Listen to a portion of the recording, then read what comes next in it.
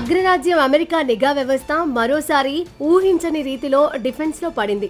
అత్యంత గోప్యంగా ఉంచాల్సిన అమెరికా రక్షణ శాఖ పత్రాలు సోషల్ మీడియా ప్లాట్ఫామ్ టెలిగ్రామ్ వేదికగా లీక్ కావడం సంచలనంగా మారింది. ముఖ్యంగా ఇరాన్ పై ఇజ్రాయెల్ జరపబోయే ప్రతీకార దాడుల వ్యూహాలు, క్షిపణి మోహరింపు వంటి సెన్సిటివ్ డీటెయిల్స్ బయటకు రావడంతో పశ్చిమాసియాలో ఉద్రిక్తంగా మారింది. మిడిల్ ఈస్ట్ స్పెక్టేటర్ అనే ఛానల్లో ప్రత్యక్షమైన ఈ డాక్యుమెంట్లలో ఇజ్రాయెల్ వాడుతున్న అత్యాధునిక రాక్స్, హారిజన్ వంటి లాంగ్ రేంజ్ మిసైల్స్ సమాచారం కూడా ఉంది.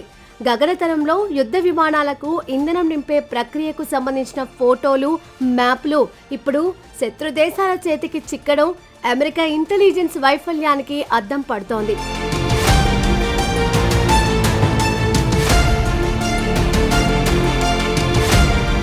ఈ లీక్ వ్యవహారం దశాబ్దాలుగా ఉన్న అమెరికా, ఇజ్రాయెల్ మధ్య నమ్మకాన్ని తీవ్రంగా దెబ్బతీసేలా కనిపిస్తోంది. ఓవైపు ఇరాన్ ను ఎదుర్కోవడంలో ఇజ్రాయెల్ కు అండగా ఉంటామని బహిరంగంగా చెబుతూనే, మరోవైపు మిత్రదేశపు సైనిక కదలికలపై అమెరికా తన అత్యాధునిక శాటిలైట్ల ద్వారా నిఘా పెట్టడం ఇప్పుడు వివాదాస్పదంగా మారింది.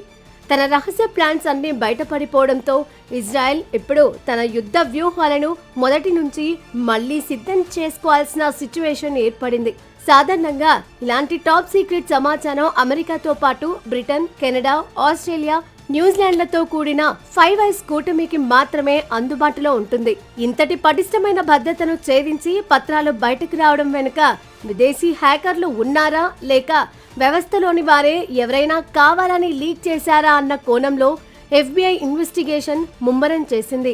నేటి కాలంలో యుద్ధం కేవలం సరిహద్దుల్లో తుపాకులతోనే కాదు, ఇన్ఫర్మేషన్ వార్ఫేర్ రూపంలో ఇంటర్నెట్ లో కూడా జరుగుతోందని ఈ ఘటన మరోసారి నిరూపించింది. ఒక చిన్న టెలిగ్రామ్ మెసేజ్ ఒక దేశపు మొత్తం రక్షణ వ్యవస్థను, యుద్ధ గమనాన్ని మార్చేయగలదని స్పష్టమైంది.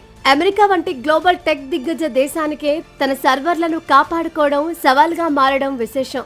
ఈ లీక్ వల్ల ఇరాన్ ముందస్తుగా అలర్ట్ అయి తన రక్షణ వ్యవస్థను మరింత బలోపేతం చేసుకునే అవకాశం ఉంది. ఈ పరిణామాల నేపథ్యంలో రాబోయే రోజుల్లో మధ్యప్రాచ్యంలో యుద్ధ పరిస్థితులు ఏ మలుపు తిరుగుతాయో అనేది $1 బిలియన్ ప్రశ్నగా మారింది.